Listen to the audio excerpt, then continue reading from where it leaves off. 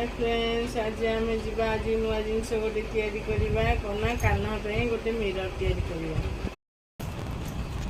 Hi friends, चलतु आज आम आ गोटे नुआ या मिरर टे देखु तीनो जिनस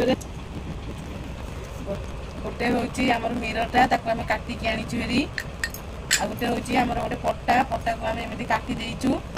ये हूँ गोटे पेपर, ये पेपर ही आम या पेपर आउ पट्टा आउ मिरर रे गोटे मिरर सुंदर मिरर तैयारी करके आपको देखो। देखो आम तापर मिरर टी थोदेलु ए केते सुंदर देखा जाउछि। देखो पट्टा रे आम पेस्ट करिछु। देखो आम चुमुकीटा आनीचु मिरर रे लगे सुंदर भाव ताकू सजेवा आप चाहिए भी एमती सब आनिक सजै पारे। देखो आम मिरर टी पूरा संपूर्ण भाव तैयारी होगा। सुंदर आपको वीडियो भल लगे लाइक शेयर कमेंट सब्सक्राइब।